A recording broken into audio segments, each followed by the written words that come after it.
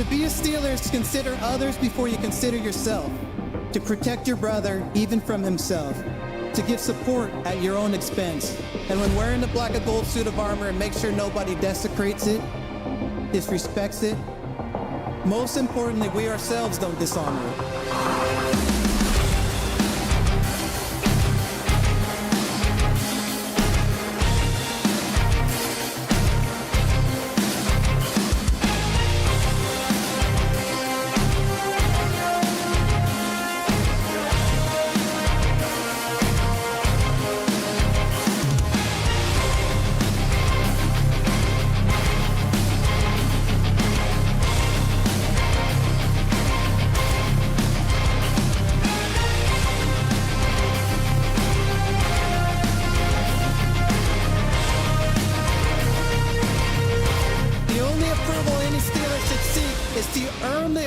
From previous legends who have donned the black and gold.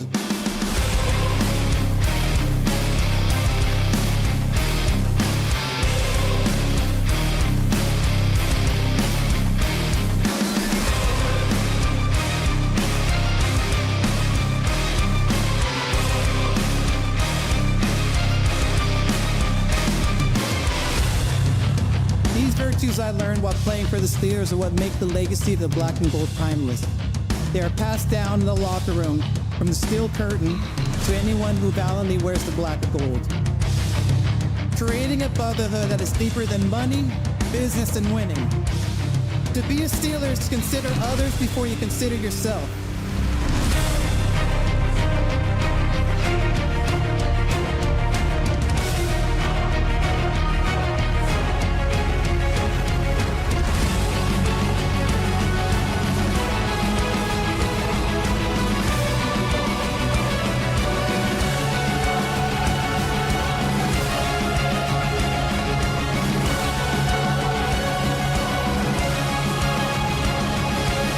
This is our culture, Steeler culture. Now, here are your hosts, Rob and Dan, the SteelTwins.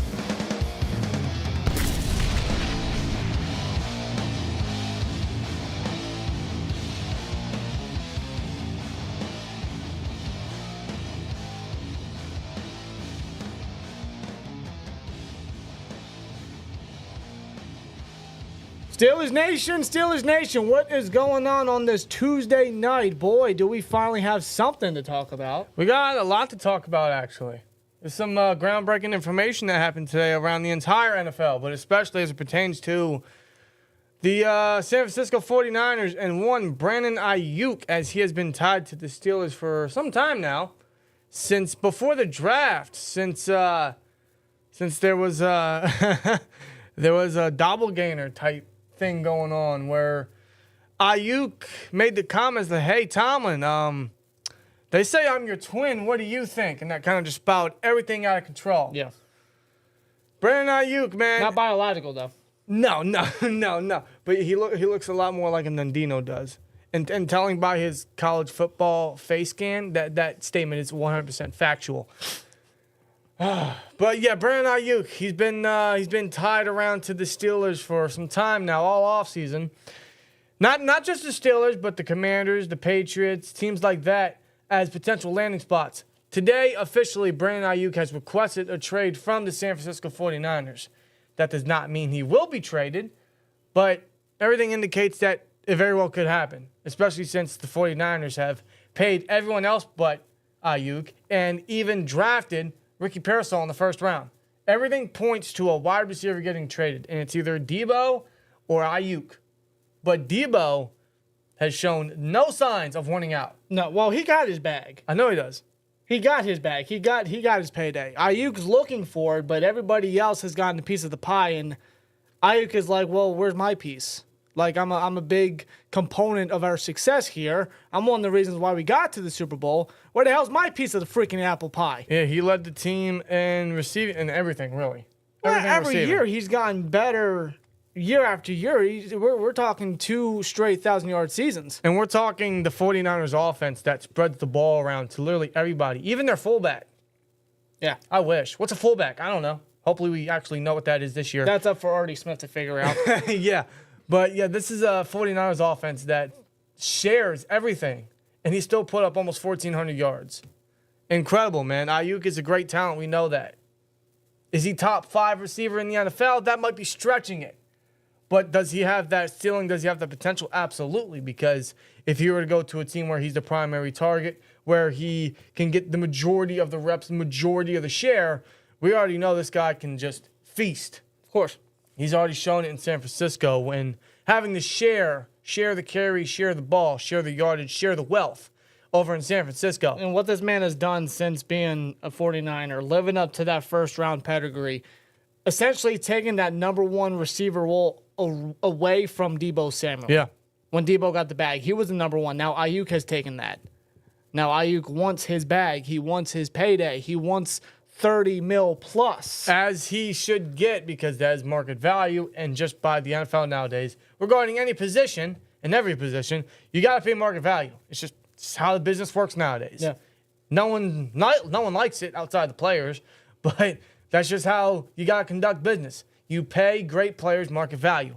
And the market value for the wide receiver position is bonkers. It is nuts. It is crazy.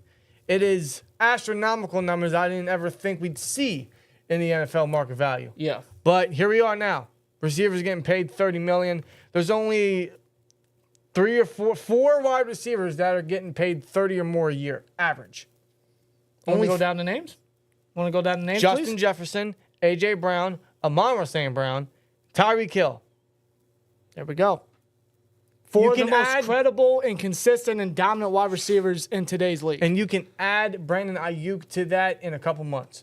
Whether that is from the Niners, whether that's from the Steelers, whether that's from the Commanders, whether that's from the Patriots, whether that's from any team that is willing to give the 49ers what they want for Aiyuk, Aiyuk is going to get the bag. And he doesn't have to play a snap in that uniform yet. No. Unless it's from the Niners. Because let's before we get into anything crazy, that could still happen. The 49ers could very well still keep Aiyuk and pay him what he wants. Yeah, because they have said countless times, reports have said countless times, that teams have inquired about Brandon Aiyuk if he's available for trade. Every time the Niners have said, we're not interested in trading him. No. So, and if you guys remember, not only Deebo Samuel wanted out of San Francisco, not only did he request a trade, but so did their kicker at the time, Robbie Gould, wanted to leave as well. But they ultimately came to a conclusion, and they stuck with the team. They remained with the team. They got their bag. They got their money. So just because they request a trade, like Debo, for example, since this is literally deja vu for the Niners, Debo requested a trade and then got the bag, and, you know, he couldn't be any more happier in San Francisco. But in regards to the 49ers, you know, signs do point that, hey, this could just be another Debo situation. This is nothing. Everything's fine here. We're going to extend this guy. He's going to continue to put up monster numbers. But in regards to their contract negotiations, there hasn't been much going on since, I think, May. There hasn't been anything. There has been no advancement. Yeah, I know they had a recent meeting together, Aiyuk and the 49ers. They had a meeting, and it was a very positive one. But since then, according to reports, nothing has happened when it comes to negotiations. Well, according to Mike Garafolo, who tweeted this, he says, source, 49ers All-Pro wide receiver Brandon Aiyuk has officially requested a trade after an offseason of unsuccessful attempts to reach an extension. Despite a recent meeting, the Niners haven't been willing to engage in negotiations since May, so Aiyuk has respectfully asked out. There's been little moving room in regards to them getting an extension done. Yeah, and so how far out are they? They're not close. So no, nowhere near. And Jeremy Fowler tweeted out earlier this afternoon, too, when the report first came out. He tweeted, source on the Brandon Aiyuk contract impasse. And I quote, Aiyuk wants to be traded or paid. San Francisco doesn't want to pay him or trade him. Paying him is relative to the market value. That's what he means by that. That's what you have to do. You know, I get why they paid Debo because he played 2 positions. You know, he was literally the running back before CMC got there. Yeah. I mean, my goodness. But Aiyuk, as a wide receiver threat, he's a guy that can do everything, man, and then some. And he's still so young. He's coming to his 5th year exercised. I don't think he's playing on the 5th year. And I think the 5th year, I think it's 14 mil this year, if I'm not mistaken. Yeah. He's not going to want 14. He's going to want his bag. He's going to get more than half of that. That's for sure. So how do the Niners pay Brandon Aiyuk? Well, one of the easiest directions they could go is just trade Deebo Samuel. Make up some cap space, make up some room, and then you can pay Aiyuk market value. Could do that. But considering the fact that they did draft Ricky Pearsall in the first round, he could be the replacement to Aiyuk, but he could also be the replacement to Deebo Samuel if the Niners want to exercise possibly trading him away, whether if it's later this offseason or coming into the regular season, because we're in mid-July, or next offseason. However, there is some news regarding Ricky Pearsall. This is not a good day for the 49ers, by the way. And keep in mind, this is when the Niners rookies report for training camp.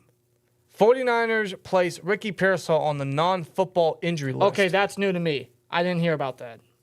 That's new to me. That was just reported like 5 hours ago. Oh, geez. Okay, interesting. So yeah, that's that is interesting. Lord knows how long he's going to be on the list. They can take him off at any time, but yeah, not a good time for him to be on the non-football injury list. However, that could also indicate that the Niners might just have to suck it up and pay Aiyuk what he wants.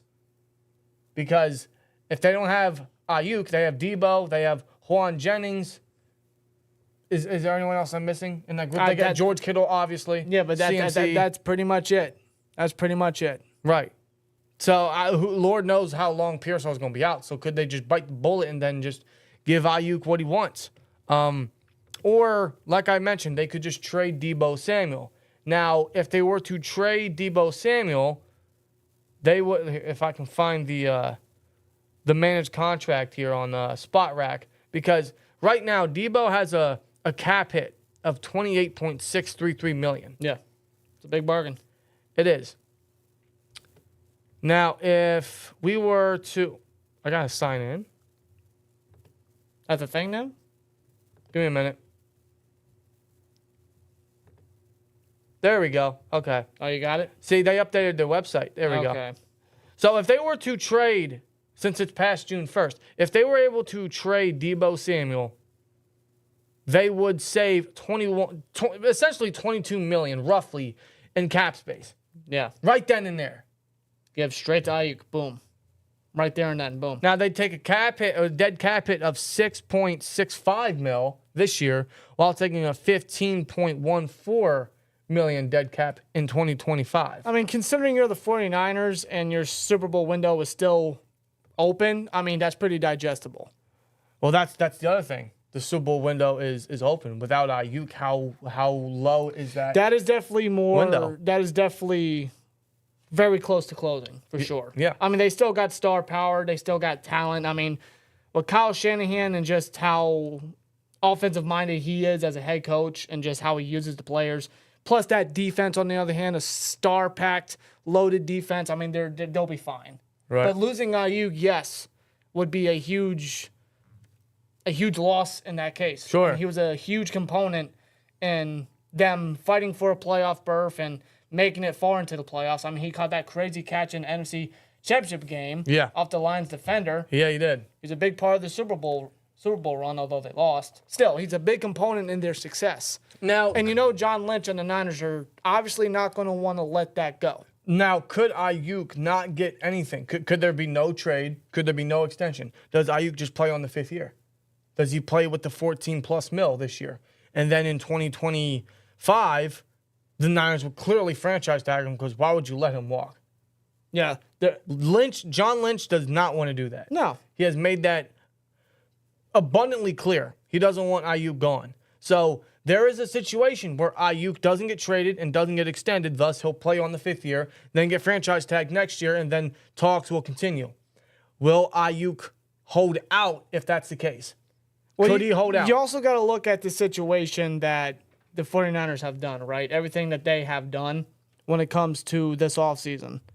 Not only did they draft Ricky Pearsall in the first round, wide receiver, they extended Juwan Jennings to a 2-year contract, I think $15 million, right around that range. Deebo Samuel's still getting paid big bucks. Christian McCaffrey got a 2-year extension worth $38 million for a running back. Yeah. Though Christian McCaffrey is great, offensive player of the year last year. Best He's a running back in dynamic the league. player. Come on. Yeah. But they paid him big bucks. Big bucks for his position. And you got to keep in mind, Brock Purdy is coming up when it comes to contract extensions. I know that's 2 years down the line, but after the quarterback controversy that they've been dealing with, Jimmy G and freaking Trey Lance and whatnot, only for Mr. Irrelevant to come in and be their saving grace. Yeah, they're not going to let Brock Purdy walk. Well, no, because they've been proven to win with Brock Purdy. Yes. Look at Brock Purdy how you will. As a game manager or as just, he's someone that benefits off of the talent around him. Brock Purdy's very solid. Very solid. Easily the best quarterback of that draft class. Wink, wink. But Brock Purdy is going to be the Niners quarterback going forward. Mm-hmm. I don't think Niners going to get rid of him, so you're correct. How can they afford all that? I don't think they can. I think when it comes to what the 49ers and John Lynch have done this offseason, and then what they have to look at future plans at the quarterback position with Brock Purdy for their future, they have to make a hard business decision. They're going to have to swallow a huge pill. Yeah, they are. Not talking like Mr. Krabs level size pill right here. Right. Because Brandon Aiyuk is a hell of a talent, one of the best in the NFL. They want to keep him, but they also don't want to pay him market value. So they're going to have to make a difficult business decision. Yeah, so either they bite the bullet and pay Aiyuk or they trade him. Again, nothing could happen. None of that could happen. And then Aiyuk just plays on the 5th year. But in regards to the news here, there are teams that are willing to trade a lot for wide receiver. And the proof is in the pudding when you look at just some of these highest paid wide receivers in the NFL right now. You look at A.J. Brown. He was traded during the 2022 NFL draft. Got paid immediately. And then now just got a 3-year, $96 million extension this offseason, which puts him at average $32 million a year. Mm-hmm. At that point, he was the highest paid wide receiver in the NFL before, of course, Justin Jefferson a couple weeks ago broke that by $3 million. But even you look at Tyreek Hill, he was traded for a lot. A lot. And I'm talking a 2022 first, a 2022 second, 2 fourth-round picks, and a 2023 sixth. And then they paid him 4-year, $120 million. $72.2 million guaranteed. Yeah. That puts him over $30 million a year. Exactly. And that man wasn't even in a Dolphins uniform yet. I'll even add in Devontae Adams because he was traded a couple years ago as well. Same offseason, right? He was traded to the Raiders for a 2022 first-round pick and a second-round pick. Yeah. And a second-round pick. Yeah. And then he was traded big bucks. Yeah. In which he was the highest paid wide receiver before Tyreek Hill broke that literally days later. Yeah, so like you said, the proof is in the pudding. Teams will be willing to give up major capital and major bucks. They will give the bag to these guys because they know what they're getting in return. So the point here is if Aiyuk does indeed hold out, because that's another possibility. They don't trade him. They don't extend him. Aiyuk is very frustrated, clearly. So perhaps he holds out. Yeah, you have to think. You have to not to interrupt you. Go ahead. But you have to think what the move that the 49ers have done. This is just me speculating. Obviously, I don't know Aiyuk personally, but this is just my speculation. You have to think Aiyuk feels unappreciated. Probably. He feels unwanted. Sure. Or maybe he's just stirring all this up to pressure the Niners because he doesn't have much leverage. I don't think Aiyuk has a lot of leverage, so he's trying to find anything he can to pressure the Niners into making a deal or making some action occur. But if he were to hold out, the Niners will have no choice to bite the bullet and then trade him. And, of course, the team is going to have to trade a lot because, one, the Niners don't want to do it. But if they have to, they're going to ask for a lot. Yeah. And they've seen these wide receivers get traded for massive amounts of capital and they get massive amounts of money. No, I do. So Aiyuk is going to be a similar recipient of that. Yeah. So now I have to ask, based off the drama or the toxicity of this situation, right? When it comes to Aiyuk and the 49ers, do you think that all this, what's happened so far, do you think that could play a factor into what the 49ers could get in return? Like what they're seeking is obviously something major, but because of what has happened, a team may not be willing to do that. They may just have to bite the bullet and just take whatever they can get at this point. you think his drama, quote unquote, is going to lessen the deal? It very well might, in some teams' eyes. I could see why you say that, I have to disagree only because Well, I'm just asking you. no, that's fine. I don't think it will because Aiyuk wasn't this much of a drama queen before this all happened. Not that I recall. To be honest, most of these wide receivers aren't until contract talks occur, until the big contract is about to come. None of these wide receivers make any big cases out of any. Like, look at T. Higgins. Look at the Bengals, right? Yeah. T. Higgins, man, not a single word from him whatsoever until, of course, the contract talks came up and he requested the trade. But he has already confirmed he's going to play with the Bengals with the current deal as he's tagged. He's doing it in a professional manner. Yeah. But all these wide receivers, they don't say squat until the contract talks start. So I don't think it's going to lessen the deal. And plus, Aiyuk has a reason to be doing this, you know? And frankly, wide receivers, that's just what they do. Every NFL position does it. Yeah. I mean, Hayward just tried to hold out and didn't lead anything. He was very unsuccessful. Players hold out all the time. Players are frustrated, quote unquote, all the time when it comes to this situation. So to answer your question, I don't think so. I mean, to be fair, a player's going to do what they feel they need to do in order to get the bag because they feel they should be appreciated for their contributions. Right. So when it comes to the Steelers wanting to trade for Aiyuk, I always said that it's not the pay or them paying market value that could be the problem. I don't think that's that. Right. They've inquired not only Aiyuk, but according to reports, several other teams about some big marquee wide receivers around the league. The money doesn't appear to be the thing shying them away. No. The thing that I've always stated, that I firmly believe, is the draft capital that they may have to give up. Yes, 'cause that is the biggest negative or the biggest question mark, the biggest thing that kind of leaves, that kind of pushes teams away from a certain move like that. Yeah. Is they'll pay players big money. They will be fine with the financials. It's the matter of draft capital. But like we stated, it's been shown in the past few years now, teams are willing to trade massive amounts of capital for a big name wide receiver. Yeah. Hell, even the Cardinals traded a first rounder for Marquise Brown. I mean, Aiyuk isn't getting traded for less than a first. A first and an extra pick. Could he? Sure, anything's possible. With Omar Khan, man, he has shown us anything can happen. Nothing. He has finessed teams left and right. Nothing is impossible with Omar Khan. Okay, that is the inclination that he has given us since being the GM. Yeah. He can do anything. He's a magician, dude. But Aiyuk isn't getting traded for less than a first. Yeah, I do believe that. I do believe that the 49ers are going to want a first. If I'm not mistaken, when they traded away DeForest Buckner, that was for a first. Am I correct To on the that? Colts. I believe you're correct. Yeah. Yes. Yeah, obviously. Because they used that pick to draft, what's his name? The other D tackle, right? Javon Kinlaw? Yes, thank you. Yeah, it didn't pan out, obviously, but they knew that getting rid of Buckner, they would need some solid capital because of how great of a player he was, and they would want to use that capital in order to replace him. Right. So they technically possibly may have his replacement already on the team with Ricky Parasol, but again, like I talked about earlier, they could very well look into the option of trading away Debo somewhere down the line in the future if they want to save some capital. Right. But yes, if they want... Run the ball! The hell? Oh, wait a minute. Oh, shout out to Jacob Frederick, who just became an STN member. Wow. Yeah, it's a new thing we got.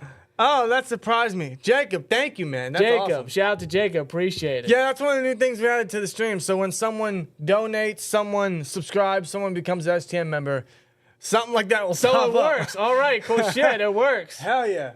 Jacob Frederick says celebrates 2 months of membership. Yo, still, do you think we can make the playoffs? Yes. I don't see how we don't. Yes, in we'll fact- always be in a playoff push as long as Tomlin's here. I'll hit it again. Run the ball! There you go. Yes, We yes. keep doing that. Yeah, we going to make the playoffs. Yeah, we're going to make the playoffs. That's not a question. I don't see how we it's- don't. it's not a I don't see concern. how we don't with this roster, but with the way our schedule's panned out, I mean, I know. Steelers better get to work. I know. They can't. And that work could possibly be them adding Brandon Aiyuk, and he would be a big help in that factor of the schedule. Yeah, because, listen.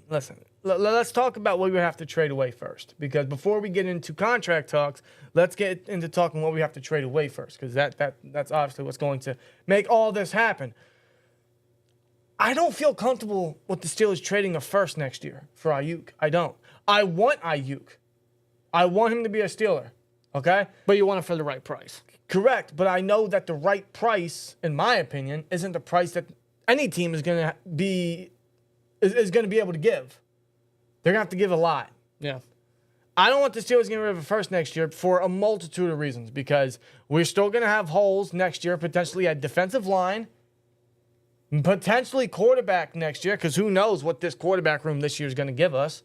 You know, as of right now, Russell Wilson and Justin Fields and Kyle Allen, they're all under contract for 1 year. We have no quarterbacks under contract in 2025. Would they want to trade a first rounder without having a quarterback under contract next year? Would they be willing to do that? Yeah. Unless they are just all in this year, and they're going heavy for a Super Bowl run with Russell Wilson. Could be. Could be the talent they got. a lot of these talent they acquired. A lot of these moves have indicated that could be what they're doing. I mean, this offseason especially, Khan has pretty much let the NFL league know, like, we coming back. We trying to come back. Don't fuck with us. Well, Omar, dude, he said it after he traded up for Broderick in 2023, man. He said, I'm just trying to win a Super Bowl. You know, his job is obviously general manager of the Steelers, but if you were to put that in different wording, it's to make this team a Super Bowl team. It's to better this team in any way possible. Adding Aiyuk is doing that to a massive degree. Yeah, it is. Like, that is literally pushing Super Bowl hopes to the next level. Mm-hmm. Regardless of what you think of the roster, regardless of what you think of Mike Tomlin, regardless of what you think of the quarterback situation, that does indeed do that for the Steelers. Yeah. Would Omar Khan be willing to trade a first and some change for that? Because it's not just going to be a first and that's it. Unless it's a first in 2026. But would the Niners want to wait another year to get something out of Aiyuk? Doubtful. Probably not. They're going to want something like ASAP. If Omar Khan can pull off a miracle and trade maybe a second and a fourth next year, I would do that. Maybe add a player. Who? I don't know. It could come down to that. It could be a second, maybe a third if you would have to stretch it. Maybe throw in a player in there, and then maybe the Niners be like, you know what, we'll take it. Yeah, but that there's no way that's happening. No way. Unless literally the 49ers aren't getting the offers they want and they just want to get rid of this headache, quote unquote, of Aiyuk. But there's no way that's happening. There's no way that Aiyuk is getting traded for less than the first. It'd be hard to see that as the case. I'm not trading the first next year. We're going to have too many holes next year to do that. Now, I'm trying to look at it from this aspect. Trading away a first, obviously, is a hard pill to swallow, and paying Aiyuk the big bag, but you know what you're getting in the player that you're trading for, and you're going to have him for years down the line. True. So it's just not for this year, right? Although they're obviously going to be looking to win the Super Bowl. It's not just for this year, it's for years down the line of how long they're going to keep him, how long they're going to want to give him as far as contract years go. Well, sure, but, you know, then they would have to get active in free agency because they would get rid of that first. And then, again, the quarterback situation is still a mystery. Yes, it is. I do believe Fields will be back next year, but is he going to be the starter? We don't know. If you're not down with that, we've got 2 words for you. Thank you. Shout out to Andrew Ringer with the $2 super chat. Says, how far in the playoffs do you think we can go? Great question. That's a great question. That's a damn good question, Andrew. Because we Thank you haven't for the $2. We haven't gotten anywhere past the fucking first round in a while. Swear joy. Long time, yeah. Long time. I would need to see the Steelers win a playoff game, a wild card game, and then we'll go from there. To answer your question, Andrew, and appreciate $2, man. I'm gonna say the divisional round. Okay. Because damn it, I want a playoff win. Anything farther than that is you know what, we're just going all the way then. Yeah. You know? I mean, we're going all the way regardless. I mean, that's the expectation, that's the hope, but it's just seeing the recent playoff success of this team, I can't go that far into that bin. You know, I used to be that fan. No, you can't, because the Steelers need to instill their trust back into us. The coaching, mostly. They need to show that, hey, they can still compete. They can go back to their old ways. Go back to Steeler football, Right. Steeler playoff football. Well, Tomlin, like we stated when he got extended, Tomlin has another 4 years to do it. So, fingers crossed, not getting my hopes up, but we'll see. But with Aiyuk, yeah, I mean, I'm not trading the first. No, I hear you. I'm just looking at different aspects. Right. And what the return on investment is. That's all I'm saying. Sure. That's what Khan could be looking at. That's what the Steelers could be viewing it as. Because with Omar Khan, I mean, this man does very un-Steeler-like things. Clearly. Which is, maybe he does trade the first, which has been done very rarely in the Steelers organization. They did it for Minka. I can remember the last time they traded a first for a player before that. I couldn't tell you. Probably never. Exactly. So then they would have to get active in free agency to get maybe a quarterback, definitely D-line help because it's aging, and we're probably going to be without 2 of our starters next year. Mm-hmm, possibly. Them being Hayward and Ogunjobi. So, yeah, we're going to need extra bodies in that room, potentially corner still, because I don't see Dante Jackson being here after this year. So, corner, you're looking at maybe, I don't know, maybe wide receiver still if we don't trade for Aiyuk. Possibly. You also got to keep in mind that the Steelers are anticipated to have like over $90 million in cap space next year. True. So they will definitely for sure have the money to pay the big bucks for whatever free agents they could be looking at. Not just for agents, but potentially Aiyuk. Aiyuk if they trade the first or traded for him in general. So that brings me to my next question. Can they pay Aiyuk and Pickens? Because Pickens is I don't think he's going to get Aiyuk money, but he's going to get very well close to it. Can the Steelers pay both of them? That's something that Steelers are definitely going to have to consider. They're going to have to weigh their options with that one too, because Pickens is a very special talent. He showed that last year, getting 1,000 yards with 3 different freaking quarterbacks. Yeah. The worst quarterback room I've ever seen in my lifetime, for sure. I'm not afraid to admit that. All he known was Ben. Yeah. Last year's quarterback group was terrible. Thank you, Mason Rudolph, for saving our season. So, but then Pickens is a special talent that is looking to grow, looking to get better, looking to add more to just his overall ability as a football player. But then, all right, let's say you pay Aiyuk. Let's say you pay Pickens, just like the Dolphins did with Hill and Waddle, right? Then how are you going to be able to pay a guy like Warren or a guy like Najee or James Daniels potentially, or any of our tackles we drafted the last 2 years? Are they just going to be one contract and done? We got to worry about tackle again in 5 years? I'd rather have a franchise guy for the long haul for like 10 years. Considering the fact that Omar Khan went back-to-back years with offensive tackle, there's no way I see that happening. Well, that they're just one contract guys and then, oh, look, we got Dan Moore 2.0 in 5 years from now. I don't want that. I'll continue to throw names out there. What about Joey Porter Jr. if he continues to prove himself? He's going to get top money. Maybe Keanu Benton if he continues to prove himself. Both I'm very confident about. Yeah. Just throwing it out there. Could the Steelers do it? I think they could. Omar Khan is a financial wizard. He's gotten us out of traps before. He's gotten us out of holes I didn't think we could climb out of, but he did. And with the projected cap, we're going to have over $90 million next year. Man, I can't. I used to dream about those numbers. Yeah, we were like scraping for butter in a butter jar, right? Just scraping for money. Dude, I remember looking at like the Jets or the Raiders or the Bucks. Or even, for God's sake, even the Browns. Like, they had big bucks, right? I was like, man, I wish we had that. And now we're going to have that next year. Yeah. Now, granted, the market value for some of these positions is a lot higher, so that money is going to go away fast. But still, I mean, that's a lot to play with. They can still use it wisely. They can still use that money greatly. Right. Yeah. So, could they afford it? Yes, I think they could. But could that affect other areas in the team? Yeah. I mean, it comes with consequences. So would the Steelers want to trade so much capital and then flesh out so much cap space? Would they be willing to pay Brandon Aiyuk the highest paid contract for a Steelers wide receiver without him ever playing a snap?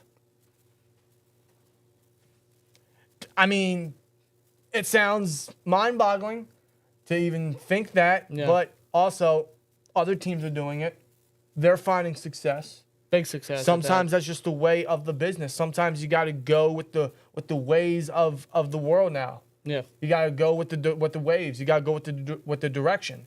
Sometimes the Steelers is a blessing and a curse, but sometimes the Steelers are such in a 1980s mindset that it kind of traps us sometimes. Yeah, so maybe that old school mindset. Maybe that's why Omar Khan is shifting the direction, and that's why we're all getting crazy about all the moves he's making. Yeah. So could he just add this upon what is already a great football team? He very well could. And that very well could be his mission. Though the wide receiver room we have after Pickens isn't exactly too bright outside of Roman Wilson. You know, he's got a lot of potential for sure. But we still don't even know what he's going to bring to the table. Yeah, like the wide receiver group we have, like, I do believe they will give them a chance when it comes to training camp and preseason. Maybe even a little bit in the regular season. They're going to give these guys a shot. They're going to give these guys a chance. I've said this all offseason. But now, with Aiyuk officially wanting out, wanting to be traded, you know, plans could change. Omar Khan could be looking to pick up the phone and make the call to John Lynch, like, hey, like, what's the deal here? What do you want? I also think that with Aiyuk in this trade request, it might not be immediate. This might be months on end. You know, this might all the way bleed into the trade deadline. You know, but the way Aiyuk is pressuring them, it seems like he wants to get a move done right before the regular season. Mm-hmm. Whether that's getting paid or getting traded, then getting paid. Well, because here's the interesting thing. The 49ers rookies reported for training camp today, but their training camp officially begins next week.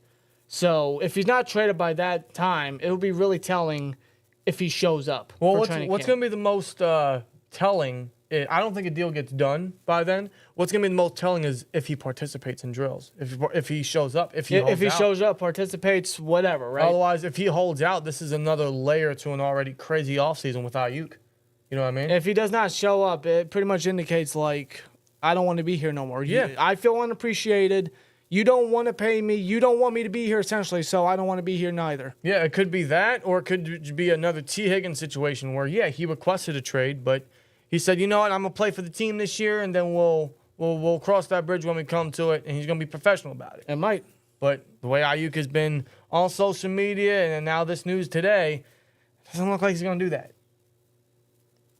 So, time will tell, man. Time will tell. We're just going to have to see how this all plays out again. I mean, it's been a wild offseason when it comes to the Niners and Aiyuk with their situation, and every other team linked to Aiyuk potentially looking to acquire him. That, of course, is the Steelers. Yeah. So we'll see what transpires.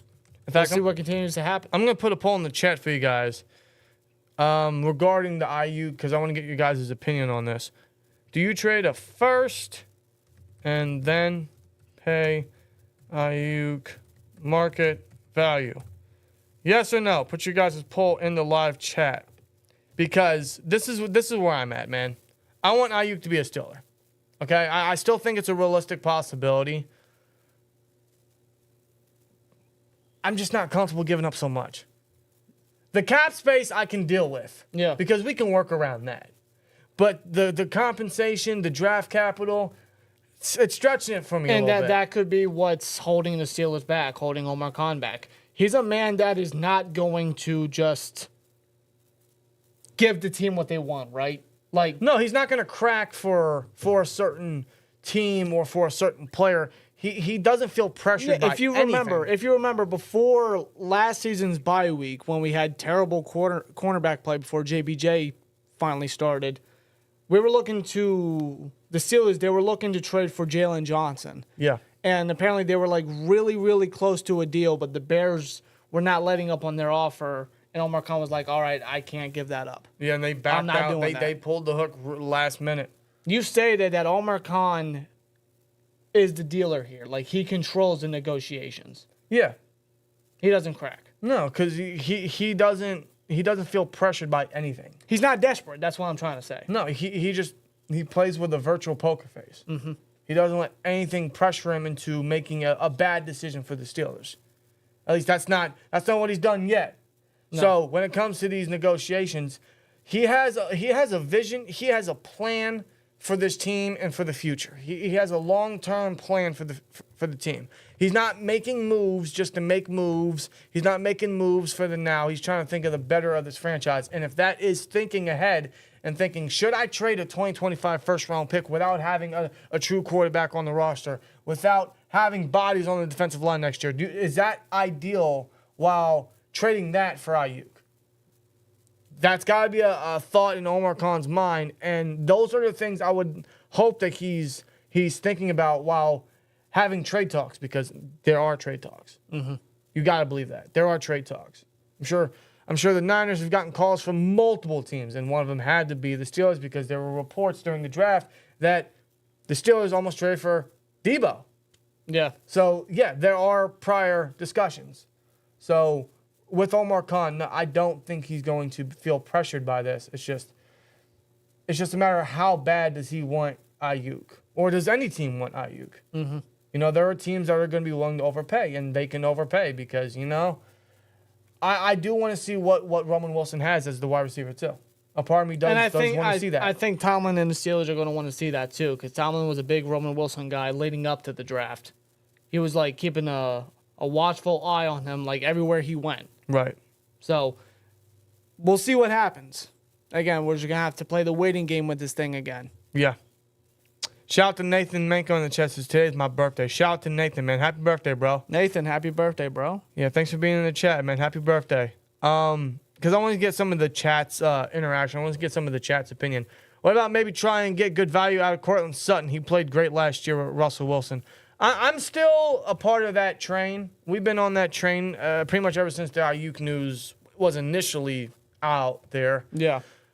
Yeah, I would still love the idea of trading for Cortland Sutton. I think that's cheaper. I think that makes a little more sense financially, cap-wise, chemistry. I think that just makes all the sense in the world for the Steelers. Yeah. I don't know if the Broncos are going to want to do it. I think the Broncos have already shut that down, but, you know, things could change. I think they've shut it down for now. The possibility could very well open up when their regular season comes about, and we'll see how the Broncos do with, I think, Bo Nix is now their future, quote-unquote. We'll see how they do there with the team that they got. I mean, it's not looking that bright, but the Broncos could prove me wrong. But we've always said get Cortland Sutton out of there. He deserves better. I mean, because you got to remember, I believe it's week 2. We face the Broncos in Denver. Mm-hmm. We're on the road. You have a home opener. Yeah, maybe the Broncos don't elect to trade him at the moment because, you know, we faced them. But maybe before the trade deadline, if contract or trade talks open up again, maybe they could be more tolerable in trading away Sutton to the Steelers. I could see that. I could see them holding off till the trade deadline. Any wide receiver trade for that matter. Yeah. But yeah, I'm still very big on the fact of trading for Sutton. Truth is, Wilson isn't the same Wilson. If we want to see if we have a good team starter, or if we have a good team start Fields straight off the bat and see what he has in him. It's not a bad idea, Adam. It's just we all know the Steelers aren't going to do that. They brought in Russell Wilson to be the starter. Fields is going to sit. He's going to compete, is what he says. I mean, of course he is, but yeah, there will be a competition, quote unquote. But you know, the plan that me and Dan have talked about several times is the Steelers are going to look at Wilson to be the starter, where Fields will still get playing time. There's definitely a role for Smith to use Fields in, especially goal line, short yardage type of way. Red zone, yes. Make it a lot more confusing for defenses to try to stop Fields. Or if you utilize him. Or just get points on the board. Yeah. But the thing is with Wilson, he's never not been a starter. No, so the man's never been benched due to his play. Yeah, exactly. So and Fields could still learn a little bit on the bench. You know, he's still got to work on some kinks. He's going to need to. I mean, he really needs to. I still love his potential. Merck's in the chat says Aiyuk would be a wide receiver 1 on 70% of the teams in the NFL. I get not wanting to trade a first, but sometimes you got to trade premium capital from a premium guy. Merck's, you're correct. Like I say, you got to pay market value for certain players, for premium players, right? So same thing could be said for capital. You're right. You're right. So, I mean, maybe Khan does do it.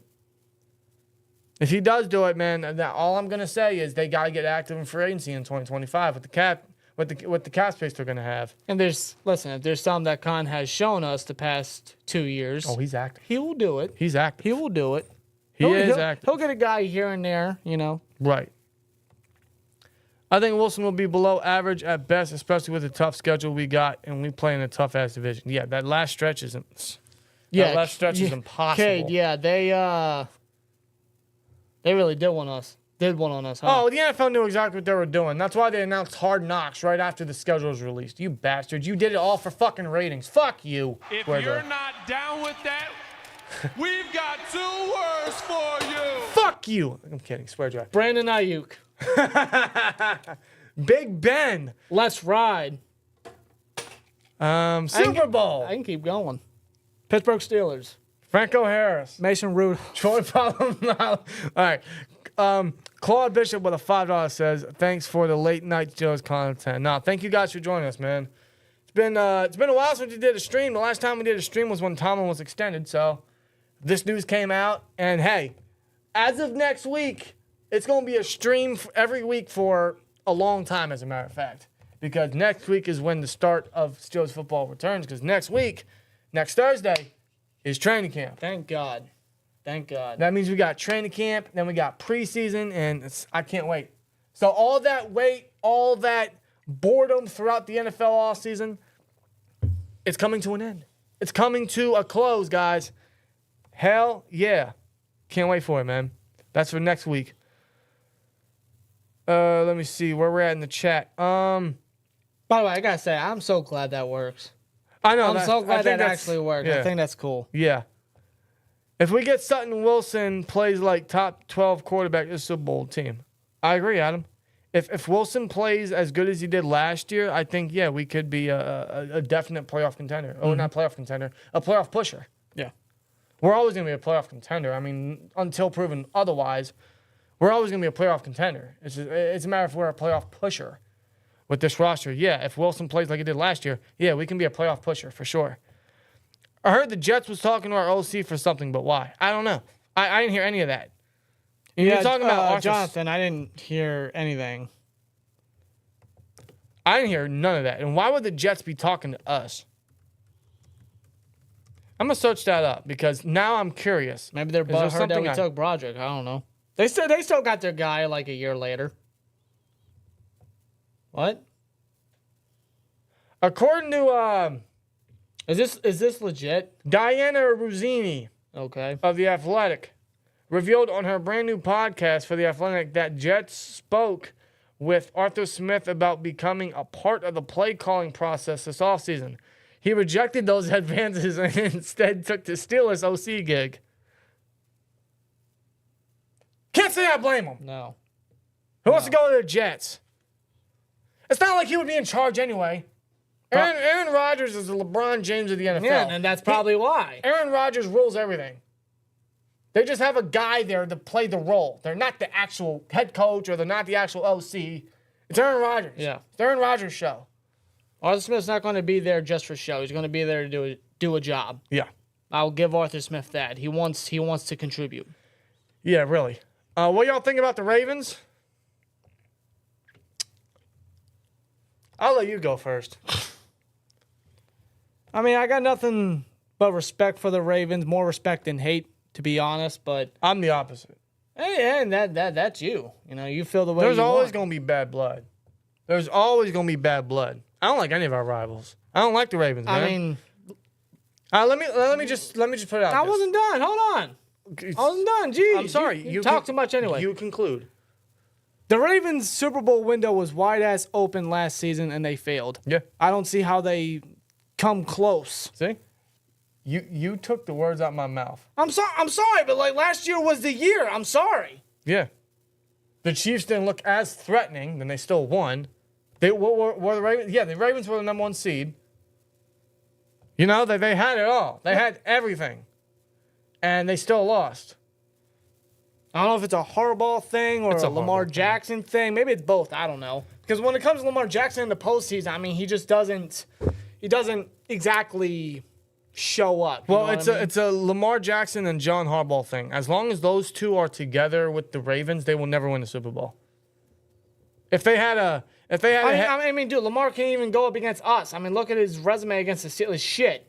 I know. It is shit. He can't beat us, like, in general. I know. He can't have a good game against us. No. So I'm just speaking facts. I'm sorry. No, I mean, how many times has John Harbaugh had the chance to take an MVP Lamar to the Super Bowl, and he hasn't? How many times has an MVP Lamar had the chance to go to the Super Bowl, and they haven't? They're never going to win a Super Bowl. Last year was the shot. This year, I don't see it happening. I don't see it happening with them at all. They're when it comes to the playoffs, when it comes to big games, they're choke artists to me. So, yeah, they're a great team. They're a great regular season team. They can push into the playoffs. I just can't see them advancing any farther than the championship game. Last year proved that. Yeah. Last year proved a lot of things with the Ravens.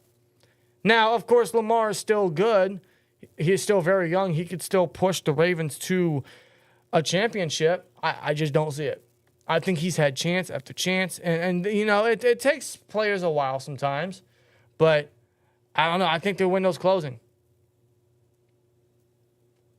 And they got to start paying some of these defensive players too, man. I don't find Baltimore threatening in the postseason. They always will be a great regular season team. But in the postseason, I mean, I just wait for them to get eliminated. I do. Well, I wait for them regardless because I just don't like them. And I don't want to see them I mean, listen, advance. at the end of the day, fuck the Ravens. You know? Well, who did they add this offseason? I know they had a decent draft. Yeah, Well, they lost Patrick Queen. Well, I know they lost Patrick Queen. You know, they drafted Nate Wiggins, I think, in the first round. Yeah. Good on them for that. Yeah, I mean, he's a stud. I mean, I know he's skinny as hell, but he's good. He's explosive. But otherwise, yeah, I mean. Oh, yeah, they got Derrick Henry, yeah. That's right. We got Patrick Queen. I'm not scared. We got Peyton We got Wilson. Peyton Wilson. Ain't scared. And Landon Roberts, you know? We got Elliott. There you go. Yeah. Yeah, we got guys to fill the box and slow down Henry. Henry has history with Elliott. You remember? I will say this, man. Regarding Derrick Henry going to the Ravens, which was the biggest non-secret out of the entire NFL. The most predictable move you could have predicted. You just knew that was going to happen. Yeah. It does give them a little more unpredictability because when you see Lamar and you see Derrick Henry literally either beside each other or parallel to each other, you don't know who's getting the ball. You don't know who's running the ball. So it's a lot more unpredictable. Sure. Because they can find success anywhere they go. So it's going to be tough to stop that rushing attack now that Henry is there. But, you know, even Henry couldn't take the Titans all the way. No. And he was, he carried that team on his back. I know. He tried. I mean, Henry tried. I know. But one man can't do it. I know the Ravens are a better defense than the Titans are, so Henry is going to have a little less stress on his shoulders, especially now that he has a running quarterback. But even still, I don't see the Ravens going that far. And that's me being unbiased. That's me being unhateful, as a matter of fact. That's just my personal opinion. Last year was the year, and they didn't do it. They failed. Mistake after mistake. Yeah. Like, at least y'all can win a playoff game. I'll give you that. See, now... I'm sorry. Like, See, now that just hurt my soul because, you know, TJ Watt doesn't have a playoff win. yeah. You know, when you really think about it. It's Damn. just, Damn, you went there. just saying, you know, we got to change that. You know he leads the NFL in sacks since 2016? Mm-hmm. He was drafted in 2017. Mm-hmm. And he missed the majority of 2022. Yes, he did. Oh, but Miles Jack is Defensive Player of the Year. Huh? Yeah. Yeah, I'm going there. Yeah. Yeah. Watch top 100 players of 2023, right? Or 2024. Which is rigged, by the way. Yeah, no shit. Which is incredibly Watch Garrett rigged. be 3 and Watt be like 10.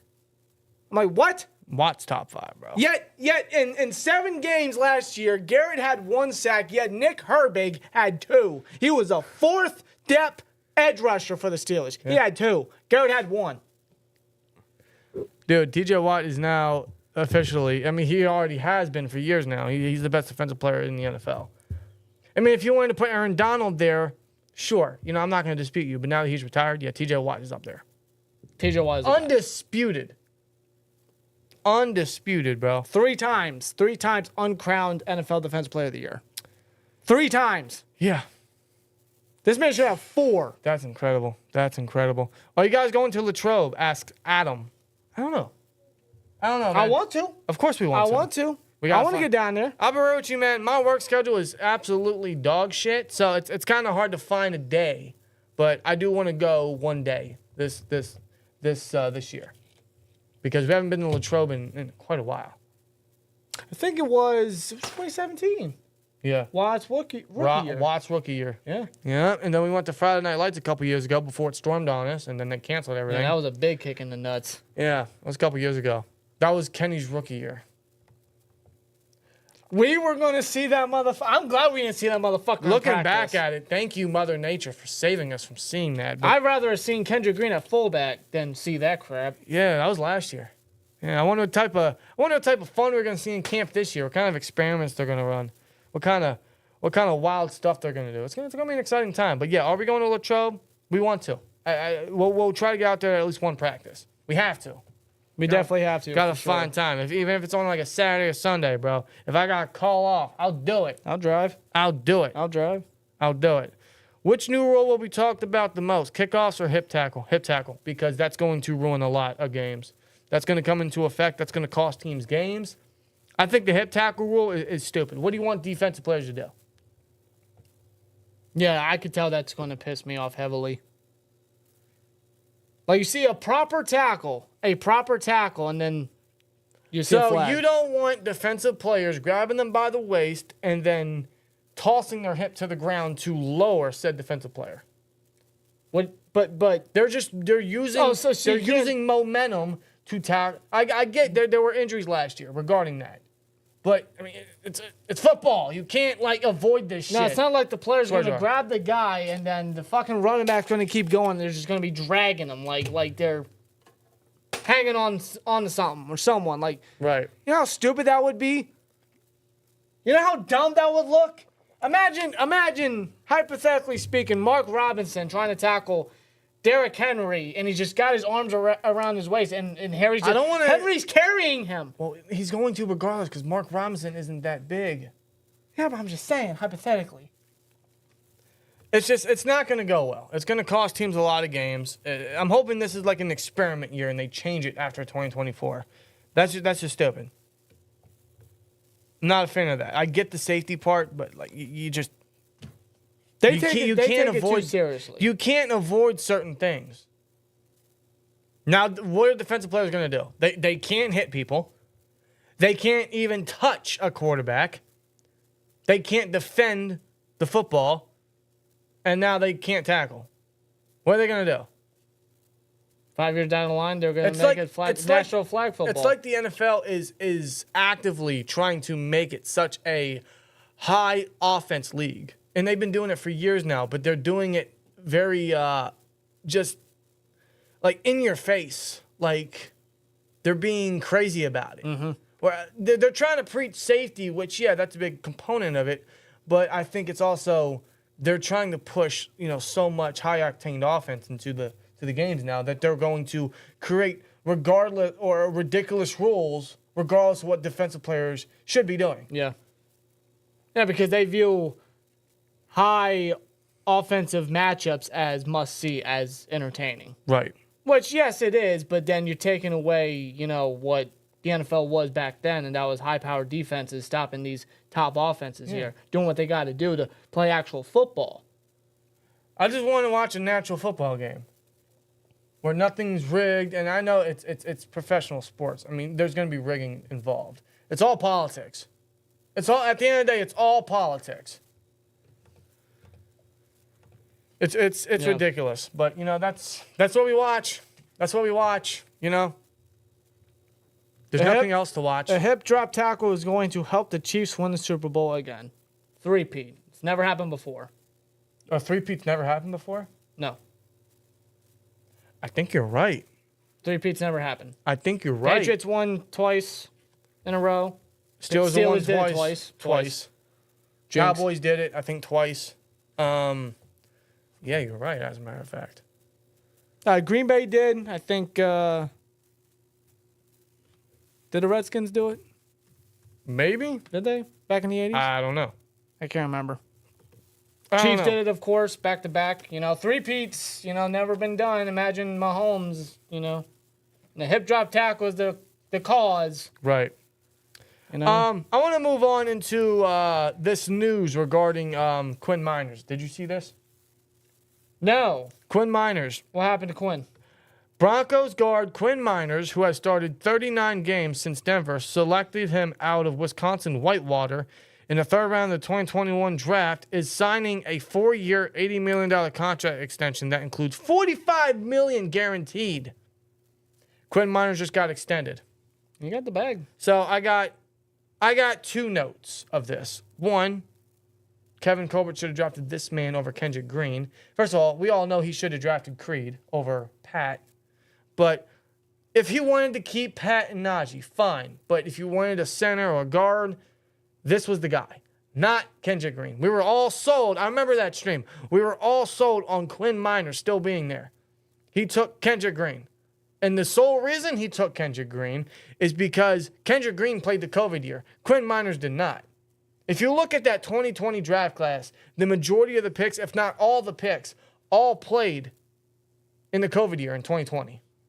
And instead of selecting a guy who is a much better prospect, a much more natural offensive lineman, because he didn't play the year prior.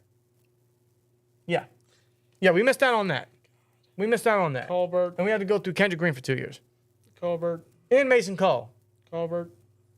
I know. But here's the bigger news. Here's the now news. Okay, that's the past news. This is the now news.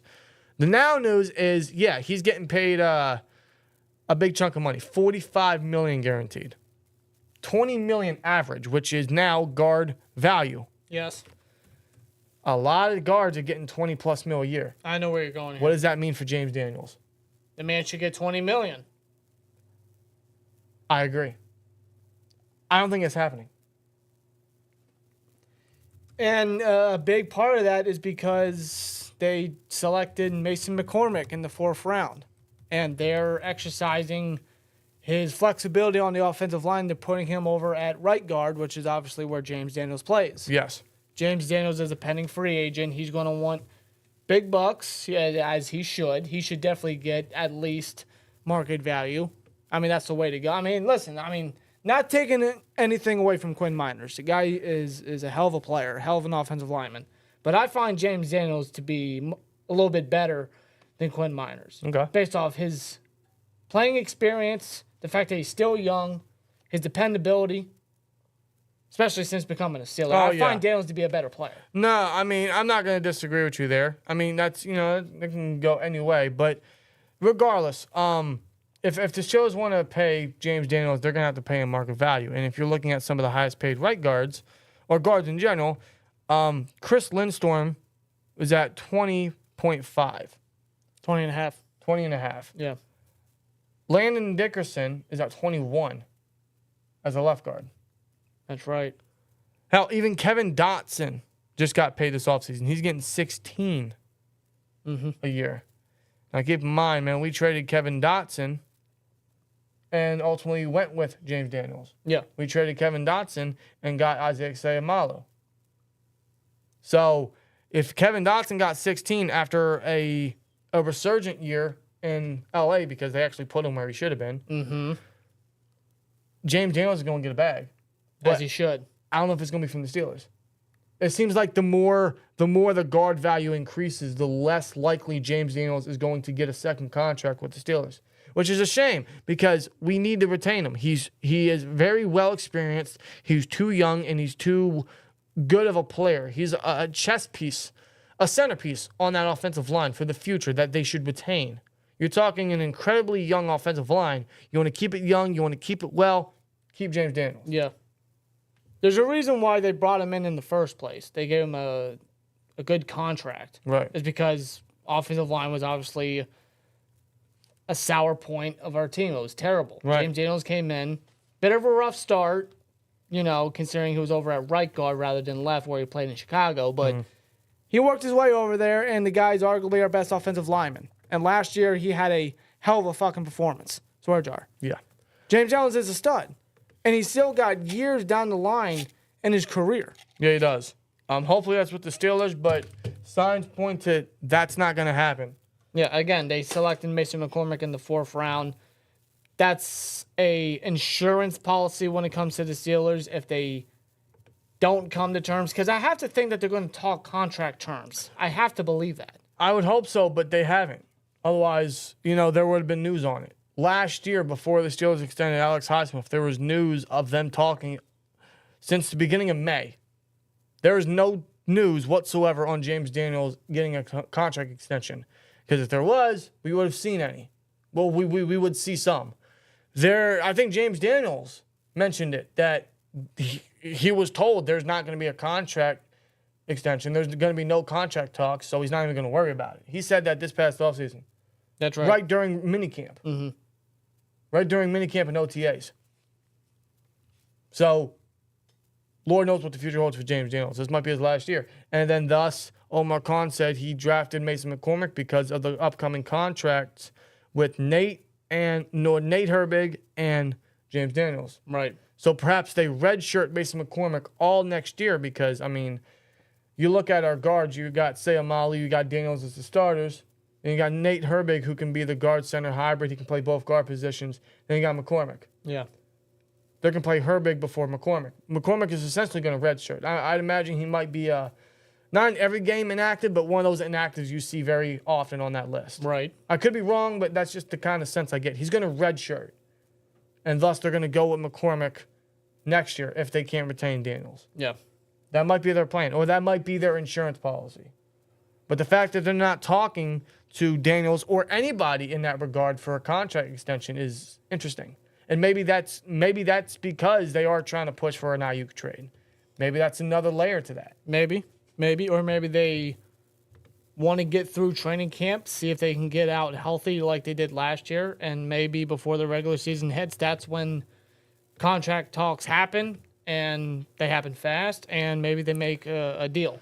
That could just me being optimistic or hopeful, but, it's a possibility because Khan may be thinking that he wants to get through training camp, he wants to get through a healthy one at that, Yeah. and then come to a deal rather than come to a deal now, then knock on wood, something were to happen in training camp and he's out a year because, injuries happen. Or perhaps, I'll throw this one out there as well. Perhaps because we have a new OC in Arthur Smith and he runs different run schemes than what the Steelers were running with Matt Canada, maybe they want to see how the offensive line gels in that scheme because that's an entire different learning curve for some of these guys. That's a big component of that too. He runs a wide zone. Let's see how these linemen can test up against or during Arthur Smith's new run scheme. Maybe that's what's holding him off. Maybe that's the reason why he declined Najee's fifth year. And reportedly that was a reason they want Najee to prove himself in yet another scheme. Yeah, perhaps Khan wants to see what this offense can do with a new system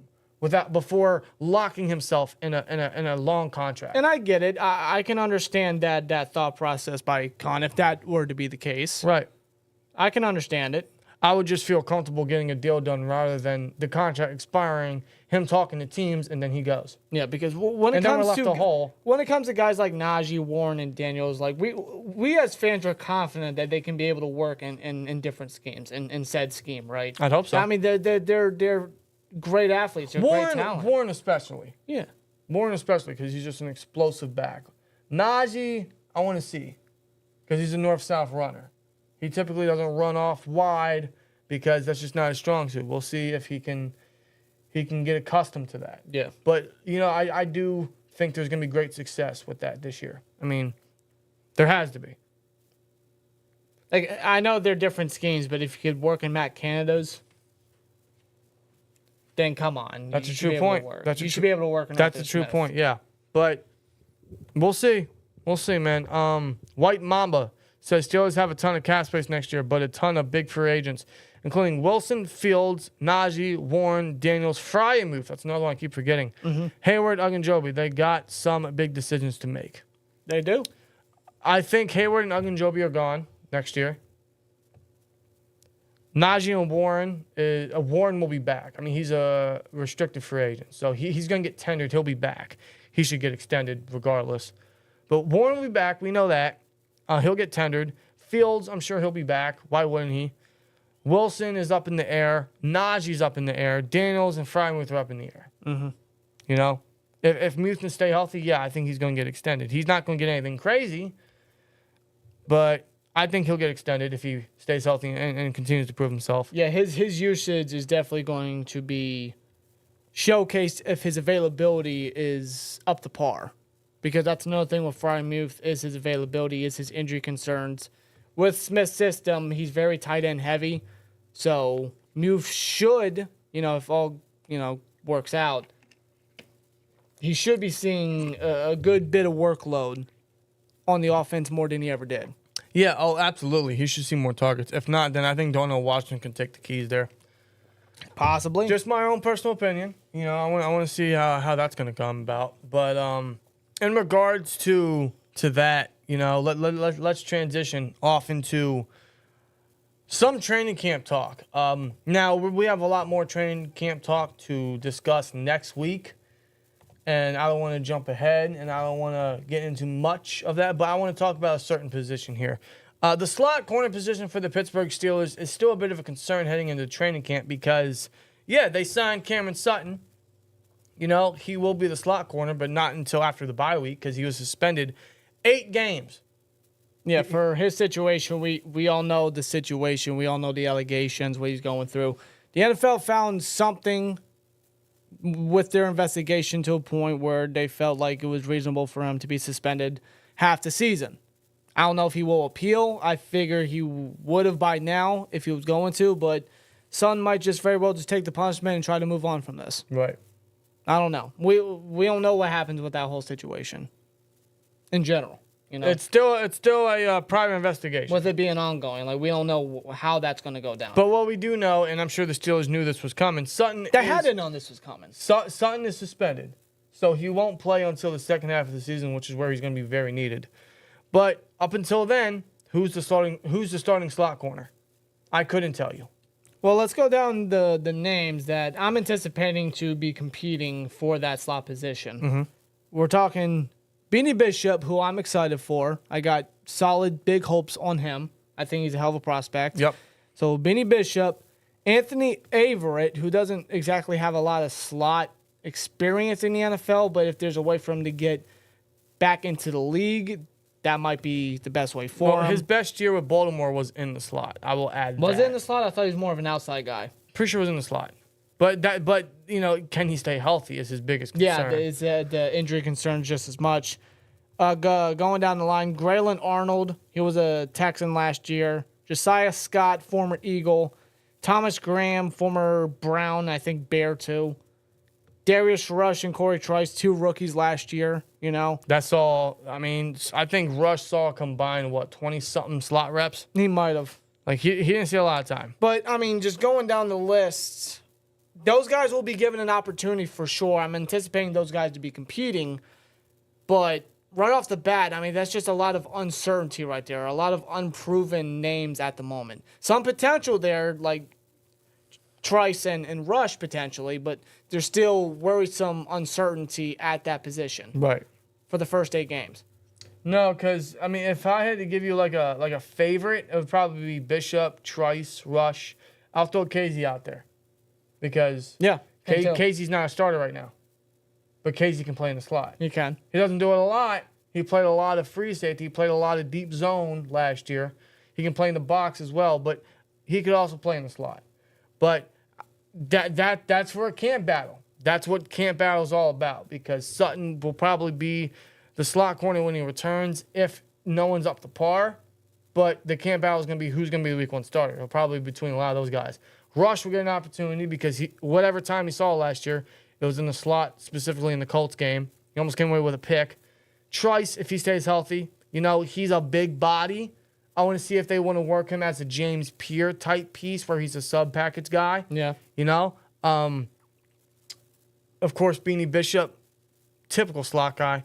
That's exactly what you want in a slot guy. Someone like that. Someone that is quick, ball skills. He has the instincts, the speed, the aggression that you want to see from a guy. He's probably like one of the favorites up there. But it's still a little uncertain unless someone really pops onto the screen during camp and preseason. Otherwise, it's not out of the question for the Steelers to continue to be adding bodies during training camp. They do it all the time, especially if they're veterans. They always add people. They're always bringing in extra bodies. They're always bringing in new faces. See, what they can do. Or perhaps they don't get enough of what they want to see from the guys that they have invested in, and then they bring in some piece right before the regular season. Because there are still some free agents out there, not specifically at corner, because there's no one on the corner market, if you were to look at it, that pops onto the screen that should be a must-sign for the Steelers. No, and primarily they're outside cornerbacks, and They're aging. they're out their prime. No. So if you want to look at potentially safeties, you know where I'm going with this, you could look in the safety department, because maybe you want to put KZ down there as the slot corner, or maybe you want to make KZ a special teams guy, or you just want to bring in so many extra faces into the defensive back room and the safety room. You can bring in a free agent safety. Now, out of all the free agent safeties out there, there's one guy that I'm sure we're all already thinking about, Justin Simmons. Of course. How is he still a free agent? I don't know. He just is. It's crazy to me how this guy, who is an all-pro, an elite player still now, 31 years old, yes, he's a little up there in age, but 30-something years old, he's still at the top of his game, and he's still a free agent after everything. It makes no sense to me. So if there was a team for him to go to, I think the Steelers make sense because clearly, the Russ connection, and we can never have too many defensive backs. And the way we could incorporate him into the defense would be absolutely insane. That's just much more added star power to the defense. It would confuse opposing offenses a lot more with his flexibility and just the way he plays football. He's a do-it-all type of defensive back. Yeah. Adding him to the secondary would just make it that much more deadly, more ferocious. And right there. even if you want to keep him because he's not going to be a starter. Okay, that's the weird thing about Justin Simmons. If he were to be a Steeler, he's not going to be a starter because they have their stars. They have Minkah Fitzpatrick and they have Deshaun Elliott. Unless they make Elliott the third guy. Unless they make Elliott the third piece. But Elliott came in under the presumption that he was going to be a starter. So I don't know. Maybe they want to make Simmons the third guy because he would be an upgrade over KZ. And just imagine Simmons and Minkah on the field together. Yeah. Like, there was debate of, who was the better safety in the league? Who's the best safety in the league? Now, imagine those two, on the same team, on the same field. They're one and the same. They are. They're ball hawks. They're explosive. They can do everything you ask them to do, right? They can play deep. They have incredible range, ball skills, all that, right? But the thing with Simmons with the Steelers is he would also add on to helping Minkah get back to Minkah ball. Yes, he would. Where Minkah wouldn't have to worry anything below him. He could still play the deep range. He can play the deep zone while Simmons covers the box, which Minkah had to do a lot last year. He can cover the slot, which Minkah had to do a lot last year. Yeah. Minkah was also hurt a lot last year. So keeping him healthy is a big plus for the defense. Yeah. So adding Simmons and making him a slot threat would be insane. And the Steelers love their three safety sets. They love their dime packages. They love running a lot of defensive backs onto the defense. Yeah. That's Terrell Austin's bread and butter. That's why he was a defensive backs coach before he was promoted to defensive coordinator. He just knows how to work these DBs. He knows how to put them in positions to benefit themselves and benefit the team and just strengthen the defense altogether. And just load up the safety depth even more, load up the secondary even more, those three safety sets. You add Simmons to that group. We're talking Minkah, Elliott, Simmons, KZ. He can find a way, I'm sure. He can find a way with different sub-packages and just a way to utilize these guys in some way or fashion with these three safety sets. Just imagine how much more confusing it would make our defense when it comes to opposing offense. Or even if you want to put Minkah in the box, if you want to put him in the slot and then put Simmons out deep, you have a safety that you can trust to defend. I mean, before Minkah, we didn't have that. When Minkah was down last year, we didn't have that. If you were to bring in Simmons, my God.